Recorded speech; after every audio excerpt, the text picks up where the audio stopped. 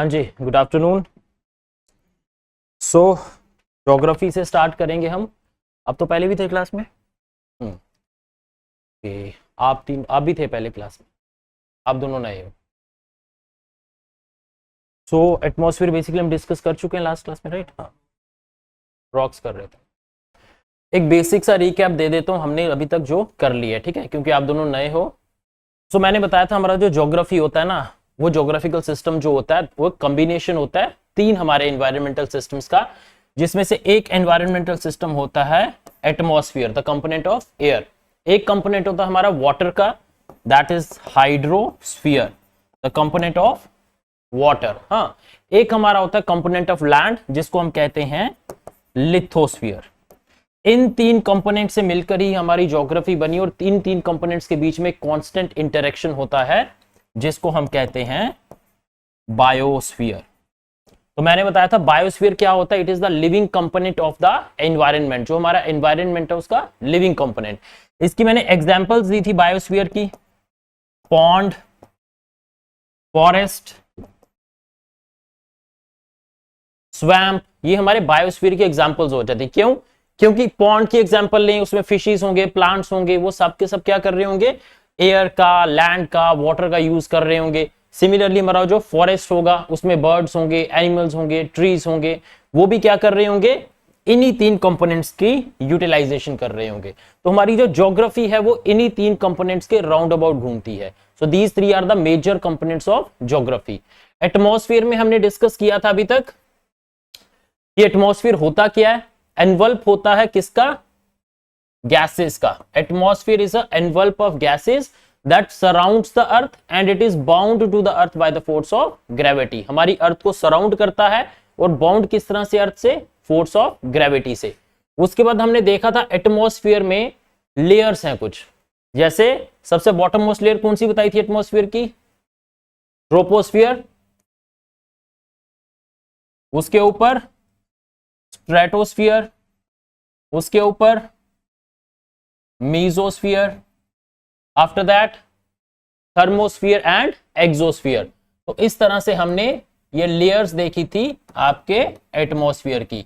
इन layers की different different characteristics थी, वो भी हमने देखी। जैसे जो आपका ट्रोपोस्फियर था वो अर्थ की वेदर लेयर थी। जितने भी वेदर फिनोमिना हो रहे थे वो सारे के सारे किस में हो रहे थे? ट्रोपोस्फियर में। वेदर फिनोमिना कौन से? जैसे आपके क्लाउड्स का बनना, प्रेसिपिटेशन, बारिश होना, इवेपोरेशन, कंडेंसेशन, वो सारे के सारे ट्रोपोस्फियर में। इसलिए हम ट्रोपोस्फियर को कहते थे earth weather layer. After that stratosphere. Stratosphere में प्रेजेंट था आपका ओजोन लेयर। ओजोन लेयर का काम क्या था? जो सन से हार्मफुल रेडिएशंस आती हैं, अल्ट्रावायलेट, उन रेडिएशंस को ब्लॉक करना। आफ्टर दैट हमने देखा मीजोस्फियर। मीजोस्फियर में टेम्परेचर रिड्यूस होता था, -90 डिग्री सेल्सियस तक रिड्यूस होकर पहुंच जाता था। इसलिए मीजोस्फीयर को हम कहते थे हमारी अर्थ की सबसे कोल्डेस्ट लेयर। उसके बाद thermosphere, hottest layer of the atmosphere, and lastly the exosphere. तो ये अभी तक हम एटमॉस्फेयर में देख चुके हैं। एक बार नोट्स देख लेना, अगर उसमें कोई कंफ्यूजन हो तो मुझसे पूछ लेना, ठीक है? इन बिटवीन हम देखेंगे, हो सका तो उसको कंडक्ट कर लेंगे। बाय द वे आपको रिकॉर्डिंग्स भी मिल जाएंगी जो एटमॉस्फेयर हम डिस्कस कर चुके हैं। उसके बाद हमने स्टार्ट किया था आपका लिथोस्फीयर।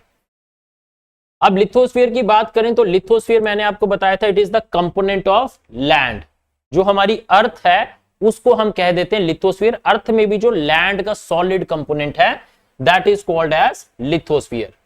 अब जिस तरह से हम अपने एटमॉस्फेयर को डिवाइड करते हैं डिफरेंट लेयर्स में, उसी तरह से हम आपकी लैंड को भी डिवाइड कर देते हैं डिफरेंट लेयर्स में। जैसे मैंने आपको बताया था land is divided into different layers on the basis of composition, on the basis of density. जैसे जो सबसे टॉप मोस्ट लेयर मैंने आपको बताई थी, इस तरह से अगर हम डिवाइड कर दें हमारी अर्थ को, इस तरह से अगर हम अर्थ का क्रॉस सेक्शनल एरिया ले लें, तो सबसे टॉप मोस्ट लेयर मैंने कौन सी बताई थी? Crust. Crust was the top most layer of earth. Crust के बाद जो मिडल लेयर थी हमारे अर्थ की दैट वॉज मेंटल, और जो सबसे लोअर बॉटम मोस्ट लेयर थी दैट वॉज द कोर। अब हमारी अर्थ क्रस्ट, मेंटल और कोर के बीच में डिवाइडेड है। अब दो layer apart from crust, mental and core, दो लेयर हमारे अर्थ के अंदर और होती हैं। वो दो लेयर कौन सी होती हैं? One is your lithosphere, another is your asthenosphere.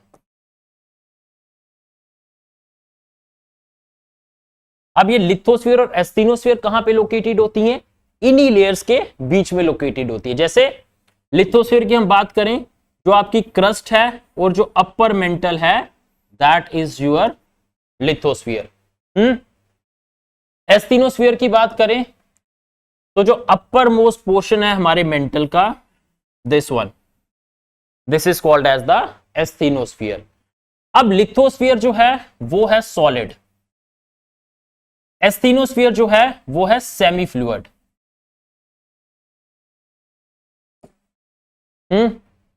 और हमने क्या देखा था? कोर जो थी उसको हमने दो में डिवाइड कर दिया था, outer core, inner core. Outer core मैंने आपको बताया था it is liquid, inner core is solid. अब आउटर कोर लिक्विड है तो उससे जनरेट होती है हमारे अर्थ की मैग्नेटिक फील्ड। जो हमारे अर्थ के पास आसपास मैग्नेटिक फील्ड है, that magnetic field is generated from the outer core, वो आउटर कोर से जनरेट होती है। तो अभी तक ये सब हम देख चुके थे आपके लिथोस्फीयर में। आज हमने देखना है कि लिथोस्फीयर के ऊपर जो रॉक्स हैं वो कौन सी हैं और किस तरह से वो रॉक्स की प्रॉपर्टी है, और वो जो रॉक्स हैं उनका बनने का प्रोसेस और फॉर्मेशन क्या है। ब्रॉडली अगर हम बात करें रॉक है क्या, ठीक है, पत्थर स्टोन वो अलग तरह से भी बन सकता है। Rock is like a naturally occurring aggregate of minerals. कोई आपका नेचुरली अक्रिंग मिनरल्स का एग्रीगेट है। एग्रीगेट मतलब कॉम्बिनेशन ऑफ मिनरल्स। जब आपकी डिफरेंट मिनरल्स जो हैं वो कंबाइन करके एक सॉलिड मास एक्वायर कर लेती हैं, उस सॉलिड मास को हम कहते हैं रॉक। तो ब्रॉडली अगर हम बात करें, हमारी तीन तरह की रॉक्स होती हैं, ठीक है। तो ब्रॉडली अगर हम बात करें, we have three types of rocks. एक तो होगी आपकी जो बेस रॉक है, जिसको हम बोलते हैं प्राइमरी रॉक, जो सबसे पहले बनती है और उसी से आपकी बाकी की सारी रॉक्स बनती हैं। This is igneous rocks.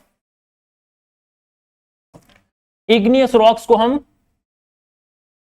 ये कल करवा दिया था, अच्छा रॉक साइकिल तो हो गया था कल, अच्छा ठीक है, चलो रिकैप ही ले रहे हैं फिर इसकी हम। Igneous rocks, sedimentary rocks and metamorphic rocks. Igneous rocks जो थी वो आपकी लावा से बनती थी, मैग्मा से बनती थी, जब मैग्मा और लावा कूल एंड सॉलिडिफाई हो जाता था। सेडिमेंट्री रॉक्स जो थी वो इग्नियस रॉक से बनती, जब इग्नियस रॉक के ऊपर इरोजन होगी तो उसी से आपकी सेडिमेंट्री रॉक्स जो थी वो बनती थी। उसके बाद आपकी मेटामॉर्फिक रॉक्स, जब आपकी एग्जिस्टिंग रॉक्स के ऊपर हीट और प्रेशर लगता था तो उससे आपकी बनती थी मेटामॉर्फिक रॉक्स। और उसके बाद हमने देखा था कि रॉक साइकिल जो था वो क्या था, क्या था रॉक साइकिल? यस, कोई भी रॉक आपकी परमानेंट नहीं है, मतलब इग्नियस रॉक से मेटामॉर्फिक या सेडिमेंट्री रॉक्स बनेगी, सेडिमेंट्री रॉक से मेटामॉर्फिक रॉक बनेगी, और जो मेटामॉर्फिक रॉक होगी वो वापस से कन्वर्ट हो जाएगी आपकी इग्नियस रॉक में। तो that was basically the rock cycle.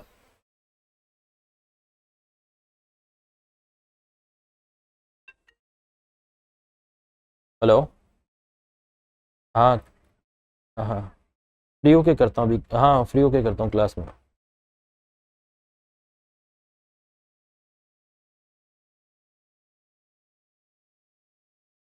इसके एमसीक्यूज भी देख लिए थे?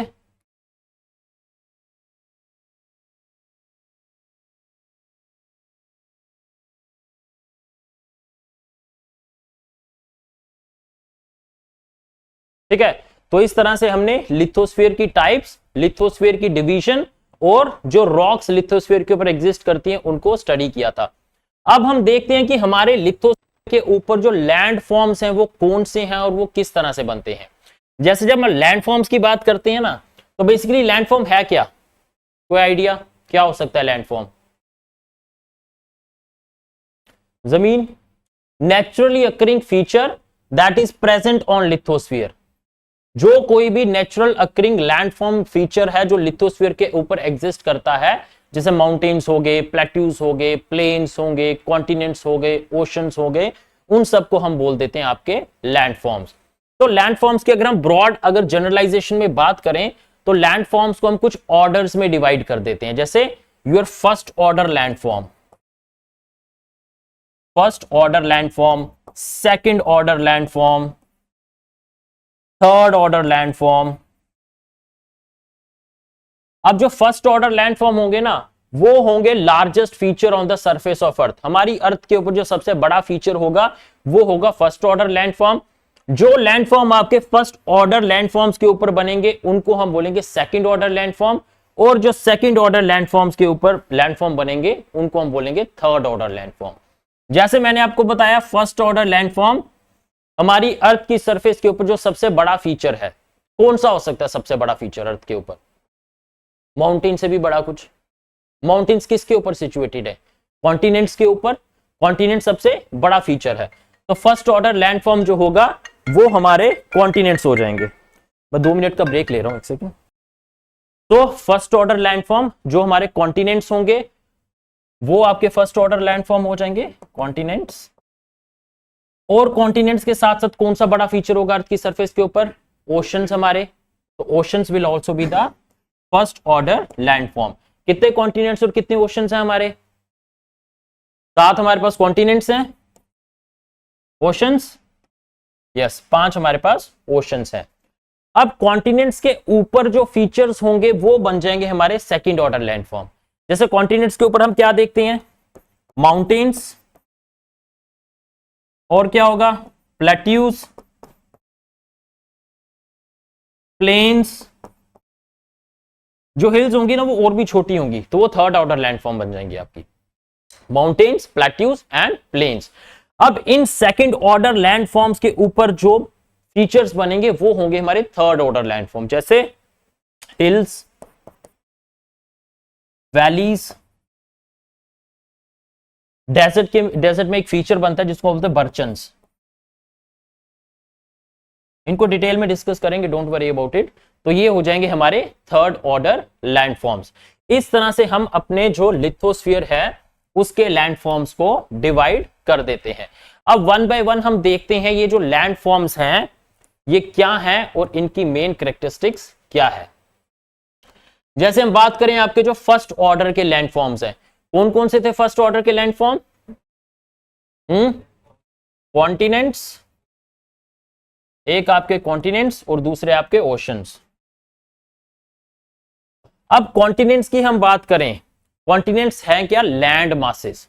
जिस तरह से मैंने आपको बताया था, जब हमारे जो 7 कॉन्टिनेंट्स और 5 ओशंस नहीं बने थे, उस टाइम के ऊपर जो सबसे बड़ा कॉन्टिनेंट था, एक ही कॉन्टिनेंट था उस टाइम के ऊपर जिसको हम बोलते थे सुपर कॉन्टिनेंट। एक ही ओशन था जिसको हम बोलते थे सुपर ओशन।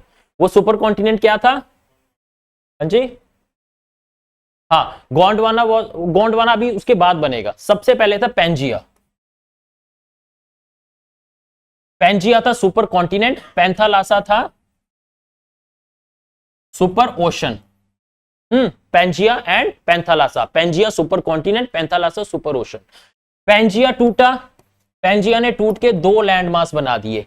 जो नॉर्थ का लैंड मास था दैट वाज लॉरेशिया, और जो साउथ का लैंड मास था that was Gondwana. Further Laurasia और गोंडवाना टूटे। लॉरेशिया ने टूट के क्या बनाया? जितने भी आज हम नॉर्थ में आपके कॉन्टिनेंट्स देखते हैं, जैसे नॉर्थ अमेरिका, यूरोप, रशिया, वो सारे बन गए लॉरेशिया से। गोंडवाना से क्या हुआ? जितने हम साउथ के कॉन्टिनेंट्स देखते हैं, जैसे south America, Africa, Asia, Australia, New Zealand, वो सारे गोंडवाना से बने। तो आपका जो कॉन्टिनेंट है, these are the super land masses. और ये जो सुपर लैंड मासेस हैं ये बने किसके ऊपर? जो आपकी कॉन्टिनेंटल क्रस्ट थी।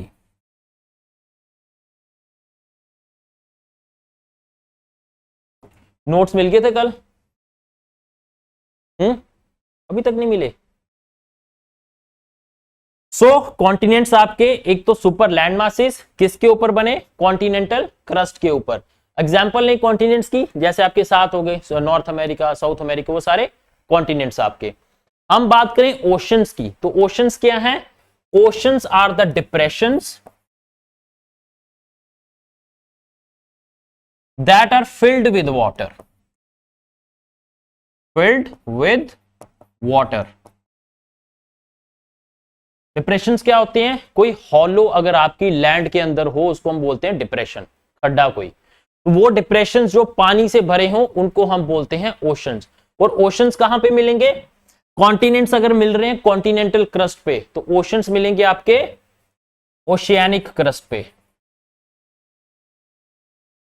एग्जाम्पल हमारे 5 ओशंस हैं, बताओ जरा कौन कौन से 5 ओशंस हैं? पैसिफिक ओशन, इंडियन ओशन, वो सी है, bay of Atlantic, yes, Indian ocean, Pacific ocean, Atlantic ocean और हाँ अंटार्कटिका जिसको सदर्न ओशन बोलते हैं, अरेबियन सी, वो सी हो गया ना। ओशन 5 है हमारे, Atlantic, Pacific, Arctic, Indian ocean और सदर्न ओशन, ये 5 ओशन है हमारे पास, ठीक है। वो बे ऑफ बंगाल, अरेबियन सी, वो सारे छोटे फीचर, उनको हम सीज बोलते हैं, ओशंस नहीं बोलते, ठीक है। तो इस तरह से these are the first order landforms. अब बात करें हम सेकंड ऑर्डर लैंडफॉर्म्स की, तो मैंने आपको बताया था सेकंड ऑर्डर लैंडफॉर्म्स वो लैंडफॉर्म्स होंगे जो फर्स्ट ऑर्डर लैंडफॉर्म्स के ऊपर बनेंगे, यानी कि mountains,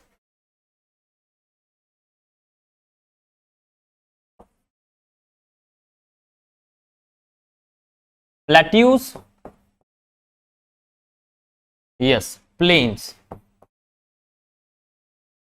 These are the 3 types of your second order landforms. अब हम वन बाय वन देखेंगे कि ये माउंटेन्स किस तरह से बनते हैं, इनकी टाइप्स क्या हैं, प्लेट्यूज किस तरह से बनते हैं, इनकी टाइप्स क्या हैं, और प्लेन्स जो हैं वो किस तरह से बनते हैं, उनकी टाइप्स क्या हैं। जिस तरह से पहले हम बात करते हैं आपके माउंटेन्स की। अब माउंटेन्स की बात करें तो माउंटेन्स हैं क्या? These are elevated landforms with steep slopes. Elevated होते हैं जो एक हाइट के ऊपर हो, elevated landforms with steep slopes. और इन एलिवेटेड लैंडफॉर्म्स का जो रिलीफ होता है वो हाई होता है, विद हाई रिलीफ। अब मुझे बताओ ये रिलीफ होता क्या है? जिस तरह से 100 चीज होगी हाइट, वो जो आपके माउंटेन्स होते हैं उनकी हाइट होती है ज्यादा, रिलीफ क्या होगा?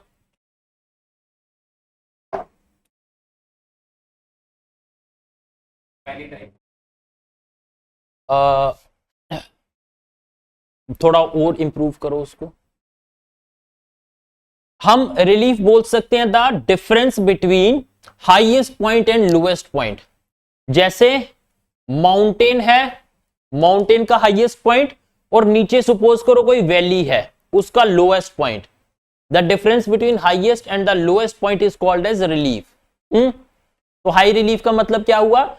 जो माउंटेन्स हैं वहां पे माउंटेन्स का हाईएस्ट पॉइंट और जो डिप्रेशन होगी या वैली होगी उसका हाईएस्ट पॉइंट और लोएस्ट पॉइंट, उसके बीच का जो डिफरेंस है वो ज्यादा होता है माउंटेन्स में।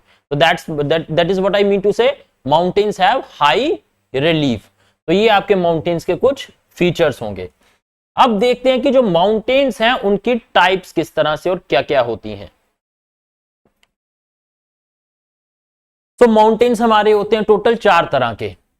पहली टाइप फोल्ड माउंटेन्स, दूसरे ब्लॉक माउंटेन्स, तीसरे वॉल्केनिक माउंटेन्स और चौथे आपके रेजिडुअल माउंटेन्स। अब हमने देखना है ये माउंटेन्स जो हैं ये किस तरह से बने और इनकी जो एग्जाम्पल्स हैं वो क्या क्या हैं। प्लेट बाउंड्रीज डिस्कस किया था हमने, convergent plate boundary, divergent plate boundary. आपको थोड़ी नॉलेज है कन्वर्जेंट और डाइवर्जेंट के बारे में? चलो एक बार दोबारा बता देते हैं। देखिए हमारी जो अर्थ है ना वो प्लेट से मिलकर बनी है, ठीक है। जिस तरह से हमारे जो कॉन्टिनेंट्स है ना वो जिस तरह से मैंने आपको बताया था ना, इस तरह से हमारा अर्थ का क्रॉस सेक्शनल एरिया है। ठीक है, इन 3 लेयर्स में हम अर्थ को डिवाइड करते हैं। कौन सी 3 लेयर? Crust, mental, core.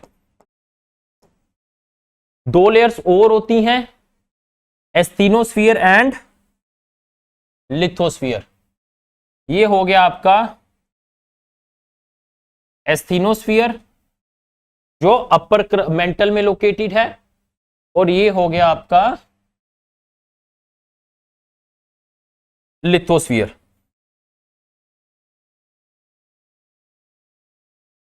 इतना क्लियर है?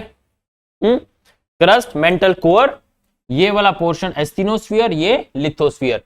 अब एस्थीनोस्फीयर जो होता है वो होता है सेमी फ्लूइड। सेमी फ्लूइड मतलब पूरी तरह से फ्लूइड नहीं है। जिस तरह से शहद की कंसिस्टेंसी देखिए थिक थिक, उसी तरह से आपके एस्थीनोस्फीयर की कंसिस्टेंसी होती है। और आपका जो लिथोस्फीयर है वो मैंने बताया होता है सॉलिड। अब ये लिथोस्फीयर फ्लोट करता है इस एस्थीनोस्फीयर के ऊपर।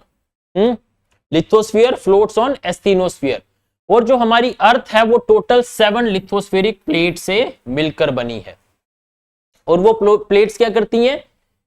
कभी एक दूसरे के पास आ रही हैं, जिसको हम बोलते हैं कन्वर्जन मोशन। कभी वो प्लेट्स एक दूसरे से दूर जा रही हैं, जिसको हम बोलते हैं diversion motion. Conversion motion and diversion motion, इतना समझ रहे हो? प्लेट्स कभी पास आ रही है कन्वर्जन मोशन, दूर जा रही है डाइवर्जन मोशन। अब इसमें क्या होगा जब प्लेट्स एक दूसरे के पास आ रही हैं? मैंने आपको इसमें एग्जांपल बताई थी, हमारे हिमालयास कैसे बने,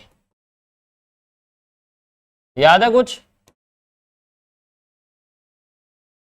हाँ, टेक्टोनिक प्लेट्स की कन्वर्जन मोशन हुई थी। कन्वर्जन किस तरह से? 2 टेक्टोनिक प्लेट्स थी, एक थी आपकी जो नॉर्थ में लोकेटेड यूरेशियन प्लेट, एक आपकी साउथ में located Indian plate. Eurasian plate और इंडियन प्लेट जब एक दूसरे के पास आए तो वो इस तरह से फोल्ड अप हो गई, फोल्ड होके उन्होंने माउंटेन्स खड़े कर दिए हिमालयास।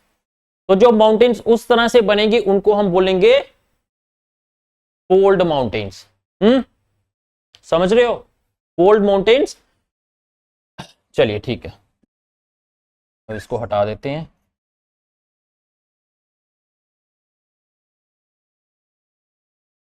सो फोल्ड माउंटेन्स बनेंगे कन्वर्जेंट मोशन से, कन्वर्जेंट प्लेट बाउंड्री। अब ये कन्वर्जेंट प्लेट बाउंड्री से बने हैं, एग्जाम्पल क्या होगी? हिमालयास,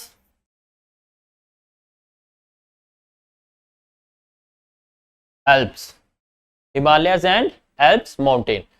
चलो उनको आपको एक डायग्राम से ही समझा देता हूं। अब ये पहली एग्जांपल आपकी कन्वर्जेंट प्लेट बाउंड्री की। अब ये देखो, ध्यान से देखो, यहां पे हो क्या रहा है? 2 प्लेट्स हैं आपकी, ये है ओशियानिक प्लेट, ये है कॉन्टिनेंटल प्लेट। मैंने आपको बताया ना जो क्रस्ट होती है वो ओशियानिक क्रस्ट और कॉन्टिनेंटल क्रस्ट होती है। अब ये 2 प्लेट्स क्या कर रही हैं? एक दूसरे के पास आ रही हैं, कन्वर्जेंट मोशन हो रही है। हाँ, अब इसमें क्या होगा? जो इनमें से भारी प्लेट हो गई वो नीचे की तरफ सबड्यू करेगी, जो हैवियर प्लेट होगी वो नीचे की तरफ सबड्यू करेगी, मतलब नीचे की तरफ वो जाएगी। अब जब ये प्लेट जो आपकी है ये नीचे की तरफ जा रही है, तो नीचे मैंने आपको बताया था अर्थ में बहुत ज्यादा हीट होती है। अब बहुत हीट के कारण क्या होगा? जो रॉक्स होंगी वो पिघल जाएंगी, मॉल्टन फॉर्म में कन्वर्ट हो जाएंगी, यस, जिसको हम बोलते हैं मैग्मा। ठीक है। और इसमें क्या होगा?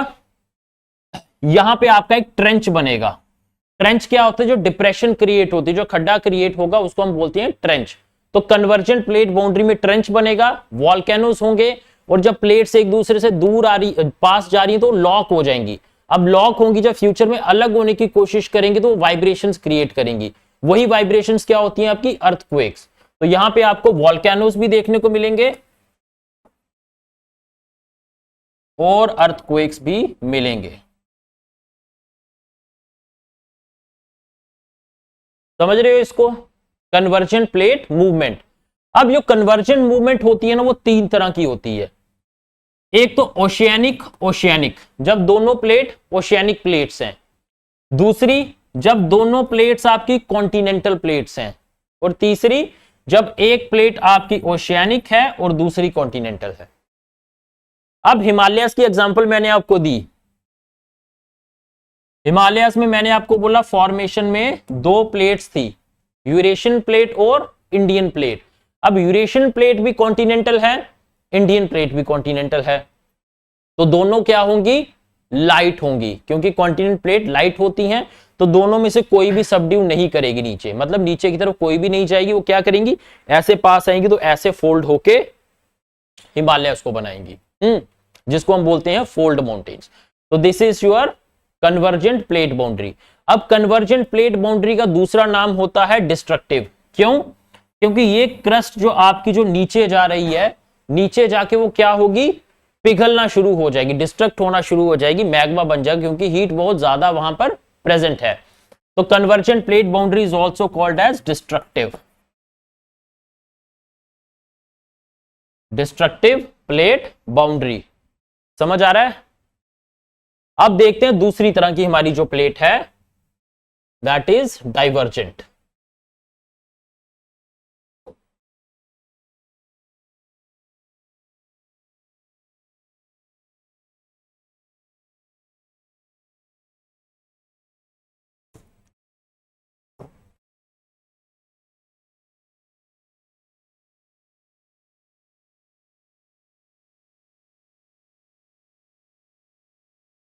डाइवर्जन पे क्या होगा, दो प्लेट्स जो हैं वो आपकी जाएंगी एक दूसरे से दूर। अब जब प्लेट्स एक दूसरे से दूर जाएंगी, हाँ सपोज कर लो यही है आपकी, नहीं इसको नहीं देखते, यहां पर देखते हैं, यस दिस वन विजिबल है। यहां पर क्या हो रहा है, प्लेट्स एक दूसरे से दूर जा रही हैं, डाइवर्जेंट मोशन। अब जब डाइवर्जेंट मोशन है वो हो क्यों रहा है, प्लेट्स एक दूसरे से दूर क्यों जा रही हैं, क्योंकि जो मैग्मा नीचे था वो मैग्मा ऊपर की तरफ आ रहा है। जब मैग्मा ऊपर की तरफ आएगा वो प्लेट्स को करेगा डाइवर्ज, मतलब दूर दूर करेगा, क्योंकि मैग्मा को ऊपर आने के लिए जगह चाहिए। जैसे जैसे मैग्मा ऊपर आएगा प्लेट्स जो हैं वो साइड पर होती जाएंगी, तो मैग्मा ऊपर आके इस तरह से यहां पर रिजेस बनाएगा, अपने आप को स्प्रेड करना शुरू कर देगा यहां पर, मतलब वो रिजेस बना रहा है। अब मैग्मा यहां पर कुछ बना रहा है तो इसको हम बोलेंगे कंस्ट्रक्टिव प्लेट बाउंड्री।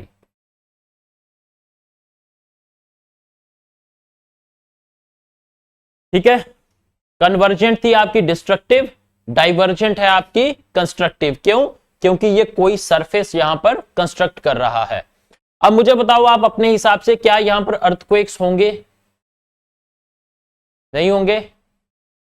देखो जब प्लेट जुड़ी हुई है, जब प्लेट टूट के अलग होने की कोशिश करेगी तो वाइब्रेशंस क्रिएट होंगी, तो वही वाइब्रेशंस आपके अर्थक्वेक्स होंगे, मतलब यहां पर अर्थक्वेक्स होंगे। बताओ यहां पे वॉल्केनोस होंगे या नहीं?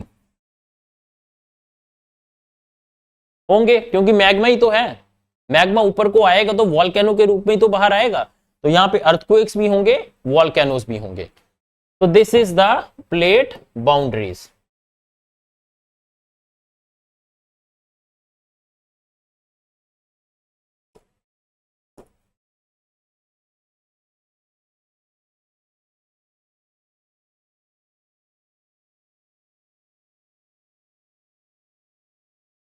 अब देख लेते हैं हम जो हमारे कॉन्सेप्ट्स थे उनको। तो टाइप्स ऑफ माउंटेन्स देख रहे थे हम। तो टाइप्स ऑफ माउंटेन में पहले हमने देखा आपका कौन सा माउंटेन, फोल्ड माउंटेन्स। तो first was your fold mountains. किस तरह से बन रही थी प्लेट की मूवमेंट, क्या थी, कन्वर्जेंट प्लेट मूवमेंट। तो एग्जाम्पल हमने यहां पे लिया था Himalayas, yes, and European Alps. दूसरी तरह के माउंटेन्स हमारे ब्लॉक माउंटेन्स। अब ब्लॉक माउंटेन्स का केस हमें थोड़ा समझना पड़ेगा। ब्लॉक माउंटेन्स में क्या हो रहा है, दो प्लेट्स जो है हमारी वो एक दूसरे से दूर जाएंगी, मतलब yes there would be divergent motion. अब डाइवर्जेंट मोशन होगा तो क्या होगा, सपोज करो ये दो प्लेट्स से जुड़ी हुई, प्लेट्स एक दूसरे से टूटकर दूर जाएंगी, तो एक प्लेट नीचे गिर जाएगी और एक प्लेट ऊपर रहेगी, इस तरह से। ये एक सपोज कर लो ब्लॉक जो था ये ऊपर रहा, एक ब्लॉक आपका टूट के नीचे गिर गया, प्लेट्स एक टूट के नीचे गिर गई, एक ऊपर।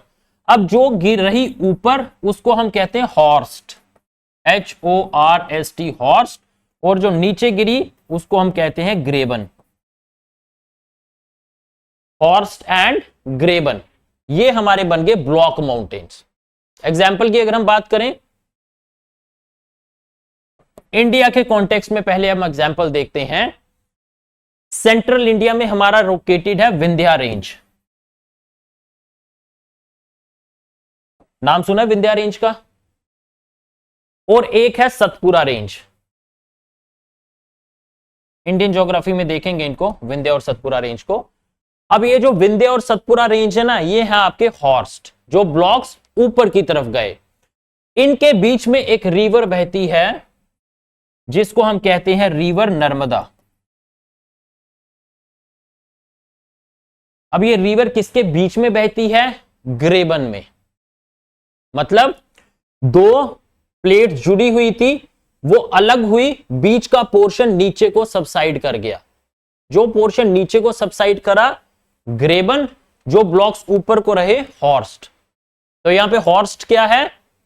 विंध्या हॉर्स्ट और सतपुरा हॉर्स्ट है। ग्रेबन क्या है? नर्मदा की वैली। अंडरस्टूड? कोई कंफ्यूजन? वर्ल्ड कॉन्टेक्स्ट में इसकी एग्जांपल देखते हैं हम। जर्मनी में और फ्रांस में। जर्मनी में एक आपके माउंटेन्स लोकेटेड हैं जिनको कहते हैं ब्लैक फॉरेस्ट। फ्रांस में माउंटेन्स लोकेटेड हैं जिनको कहते हैं वॉस्जेस। और इन दोनों माउंटेन्स के बीच में एक रिवर फ्लो करती है, राइन रिवर।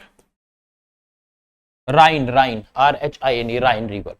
तो ये हो गया हॉर्स्ट, ब्लैक फॉरेस्ट भी हॉर्स्ट, वॉस्जेस भी हॉर्स्ट, बीच में ग्रेबन है जो उसमें राइन रिवर फ्लो करती है। तो these are your block mountains. अब तीसरी कैटेगरी देखते हैं हम माउंटेन्स की। अच्छा, ये ब्लॉक माउंटेन्स किस तरह की मोशन से बन रहे थे प्लेट की? Divergent motion. अब तीसरी तरह की कैटेगरी देखते हैं हम, वॉल्केनिक माउंटेन्स। नाम ही बता रहा है वॉल्केनिक, जो माउंटेन्स वॉल्केनोज से बन रहे हैं। मैग्मा ऊपर आएगा। अब देखो दो चीजें होती है, magma and lava.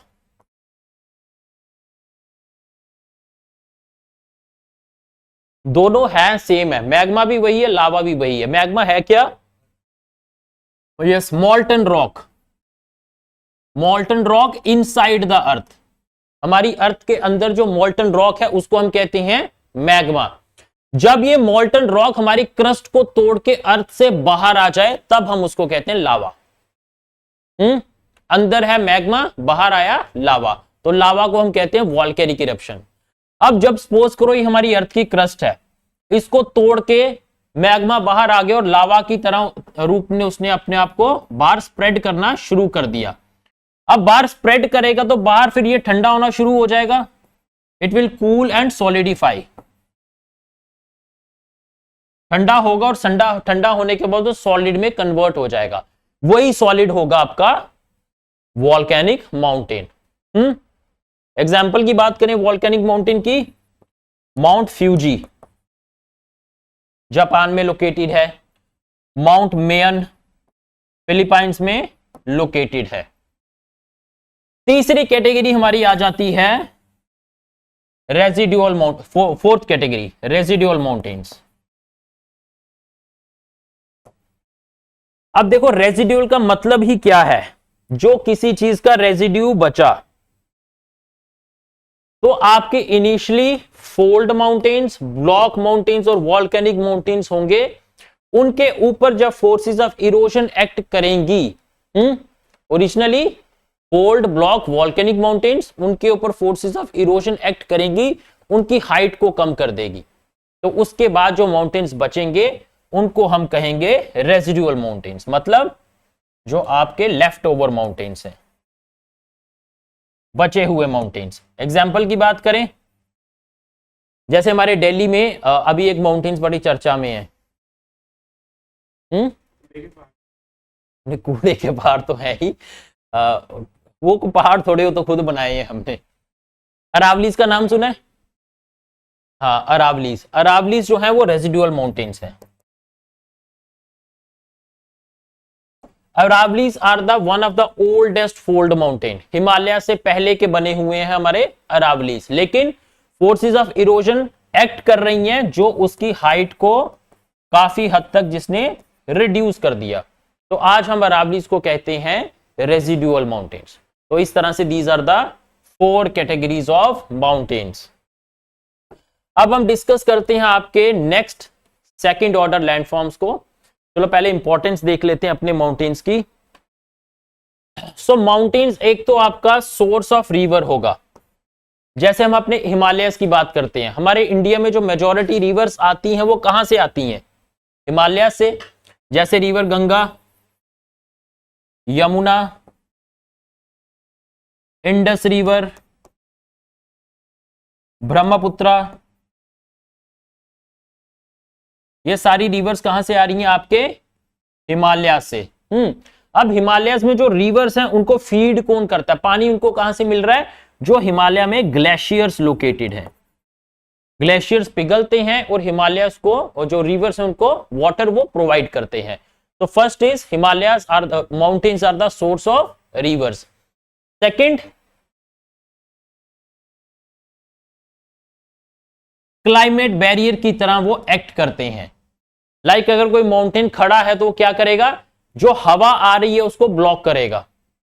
Typical case अगर हिमालयस का ही ले हम, तो हिमालयस में बेसिकली क्या होता है कि जो नॉर्थ से साइबेरियन विंड्स आती हैं, जो कोल्ड साइबेरियन विंड्स नॉर्थ से आती हैं, उन विंड्स को हमारे हिमालयस ब्लॉक करते हैं। अगर वो विंड्स इंडिया में आ जाएं तो इंडिया का भी क्लाइमेट किस तरह का है? ट्रॉपिकल, सब ट्रॉपिकल कंट्री है इंडिया। अगर वो ठंडी हवाएं इंडिया में आ जाएं, हिमालयस उनको ना रोकें, तो इंडिया बन जाएगा एक टेम्परेट रीजन। तो वो जो हिमालयस हैं वो एक बैरियर की तरह एक्ट करते हैं, कोल्ड साइबेरियन विंड्स को रोकते हैं इंडिया में आने से। Second, rainfall. अब हिमालयस का माउंटेन्स एक इंपॉर्टेंट रोल प्ले करते हैं रेनफॉल में। अभी तो मैं नहीं बताऊंगा आपको, जब हम रेनफॉल प्रेसिपिटेशन का चैप्टर डिस्कस करेंगे रेनफॉल का, उसमें हम देखेंगे 3 तरह की हमारी रेनफॉल्स होती हैं। Convectional rainfall, orographic rainfall, frontal rainfall. उसमें से जो एक ओरोग्राफिक रेनफॉल होती है, orographic rainfall, that is because of the mountains की वजह से ओरोग्राफिक रेनफॉल होती है। वो क्या होती है उसको हम उसी चैप्टर में डिस्कस करेंगे, हमारा क्लाउड्स वाला। तो इस तरह से हिमालयस या कोई भी माउंटेन एक बैरियर की तरह एक्ट करते हैं। और माउंटेन्स के अंदर हमें बहुत सारी मिनरल्स भी देखने को मिलती है, लाइक वी एक्सट्रैक्ट निकल, Mika, platinum from the mountains. तो माउंटेन्स, हाँ बिल्कुल आएगा, आयरन भी आएगा। तो माउंटेन से हम मिनरल्स को भी एक्सट्रैक्ट करते हैं। These are the importance of your minerals. अब देखते हैं हम आपका जो सेकंड लैंडफॉर्म है वो। अब ये है आपका प्लेट्यू। माउंटेन हमने देखा, mountain is a elevated landform with steep slopes. Plateau भी आपका एलिवेटेड लैंडफॉर्म ही होगा,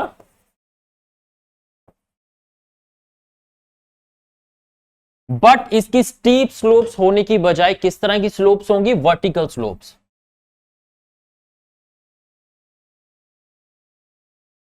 इसी वर्टिकल स्लोप्स और फ्लैट टॉप की वजह से हम प्लेट्यूज को कहते हैं table land. Table land, table समझते हो? जैसे ये डाइस है, इसको अगर हम टेबल बोले तो ये ऊपर से फ्लैट है और नीचे से इसकी जो साइड्स हैं वो किस तरह से? Vertical sides. तो प्लेट्यू भी सेम टू सेम हमारा इस तरह से होगा, ऊपर से फ्लैट और नीचे से उसकी जो साइड्स होंगी वो वर्टिकल होंगी।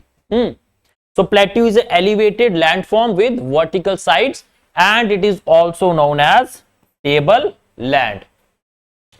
तो plateau की अगर हम बात करें, we have 3 types of plateaus. 3 तरह के हमारे पास plateaus होते हैं। अब ये 3 तरह के plateaus हमारे कौन से होते हैं?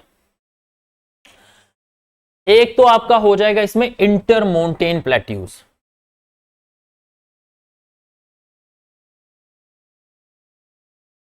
इंटरमोंटेन plateaus, second piedmont plateaus, and third continental plateaus.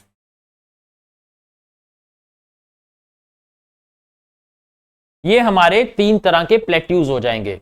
अब बात करते हैं पहले आपके इंटरमोंटेन प्लेट्यू की। अब जिस तरह से आप नाम से ही थोड़ा बहुत समझ पा रहे होंगे, इंटरमोंटेन मतलब यस, माउंटेन के अंदर जो प्लेट्यू सिचुएटेड है, मतलब चारों तरफ से माउंटेन्स हैं, बीच में आपका प्लेट्यू है। जैसे एग्जांपल हमारा जो तिब्बतन प्लेट्यू है,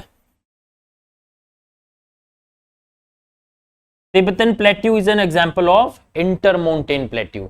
समझ गए ना, इंटरमोंटेन चारों साइड से माउंटेन से सराउंडेड है। Next is Piedmont plateau. Piedmont plateau वो प्लेट्यू होता है that is located at the base of a mountain, मतलब माउंटेन का जो बेस है, जो फुट है माउंटेन का, उसके आगे जो प्लेट्यू लोकेटेड है उसको हम कहेंगे पिडमोंट प्लेट्यू। एग्जांपल जो मालवा प्लेट्यू है, it is an example of Piedmont plateau. तीसरा आपका आ जाता है कॉन्टिनेंटल प्लेट्यू। अब जो प्लेट्यू आपका टेक्टोनिक फोर्सेस के वजह से जनरेट होगा, टेक्टोनिक फोर्सेस, टेक्टोनिक फोर्सेस होती हैं जो फोर्सेस हमारी अर्थ के अंदर होती हैं और प्लेट्स को ड्राइव करती हैं। प्लेट टेक्टोनिक हमने देखा था ना कि जो प्लेट्स हैं वो मूव करती हैं, और वो जो फोर्सेस उसको मूव करवाती हैं, उन फोर्सेस को हम कहते हैं टेक्टोनिक फोर्सेस। उसकी वजह से जो आपके प्लेट्यूज बनेंगे those would be continental. Example की बात करें, जो हमारे इंडिया का पेनिनसुलर प्लेट्यू है,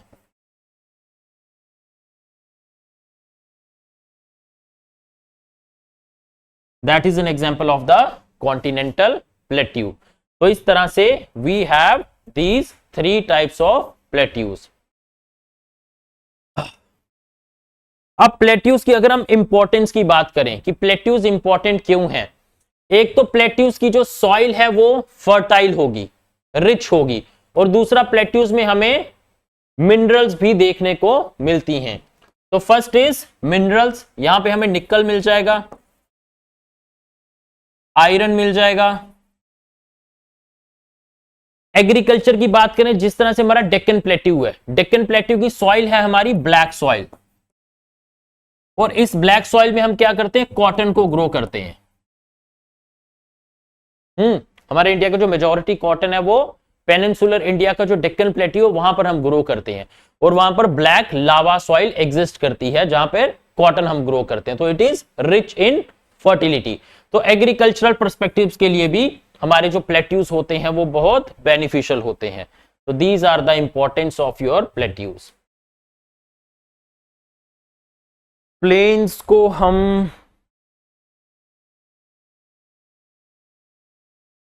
कर लेते हैं, प्लेन्स को कर लेते हैं फिर खत्म कर देंगे। तो प्लेन्स की बात करें, plains are the flat lying low lands, flat low lands. Flat मतलब ऊपर से बिल्कुल प्लेन होगी, लो लैंड मतलब उसका एलिवेशन बिल्कुल भी नहीं होगा। जिस तरह से हमने देखा माउंटेन्स का भी एलिवेशन था, प्लेट्यूज का भी एलिवेशन था, बट फ्लैट जो आपके प्लेन्स होंगे वो लो लैंड्स होंगे, मतलब उनका कोई भी एलिवेशन नहीं होगा। अब प्लेन्स की हम बात करें तो प्लेन्स भी हमारे 3 तरीके के होते हैं। वो 3 तरीके के प्लेन्स कौन से हैं? एक तो आपका जो इरोजनल एक्टिविटी से बनेगा, एक डिपोजिशनल एक्टिविटी से बनेगा। जैसे first plain is the erosional plain, second is depositional plain, and the third is structural plane.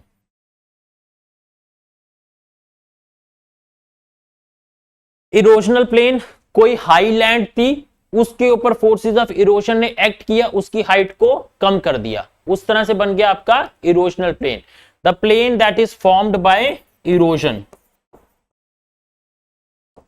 Depositional plain, किसी एरिया में आके कोई चीज किसी को डिपॉजिट कर रही है। जैसे हमारे इंडिया के जो गैंगेटिक प्लेन्स हैं, Gangetic plains of India. Gangetic plains के केस में क्या होता है, हिमालय से हमारी जो रिवर्स हैं वो फर्टाइल एलुवियम लेकर आती हैं और गेंगेटिक प्लेन्स में उसको डिपॉजिट कर देती हैं। तो उस डिपोजिशन से जो बना that is called as the depositional plain. फिर आता है आपका स्ट्रक्चरल प्लेन। स्ट्रक्चरल प्लेन जिस तरह से आपके जो पीछे हमने प्लेट्यूज देखे टेक्टोनिक प्लेट्यूज, उस तरह से जो आपके टेक्टोनिक एक्टिविटी से प्लेन्स बनेंगे, उन प्लेन्स को हम कहेंगे आपके स्ट्रक्चरल प्लेन्स। तो इस तरह से we have three plains, erosional, depositional and structural. अब प्लेन्स की इंपॉर्टेंस की हम बात करें, सिमिलर टू प्लेट्यूज, प्लेन्स की भी जो सॉइल होगी वो बहुत ज्यादा फर्टाइल होगी। जैसे हम इंडो गैंगेटिक प्लेन्स की बात करें तो हमारे इंडो गैंगेटिक प्लेन्स की सॉइल बहुत ज्यादा फर्टाइल है।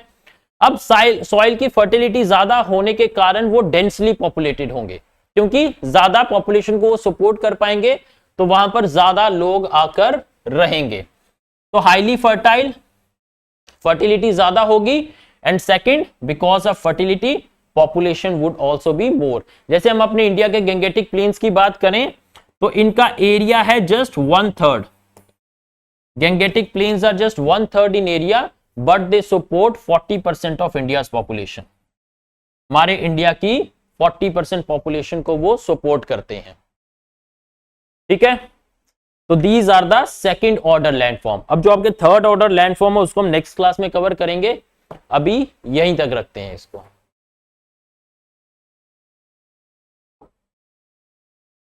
हाँ, नोट्स आ जाएंगे आपके, मैं भी बात करता हूँ, नो इश्यूज। ठीक है, कोई डाउट तो नहीं इसमें?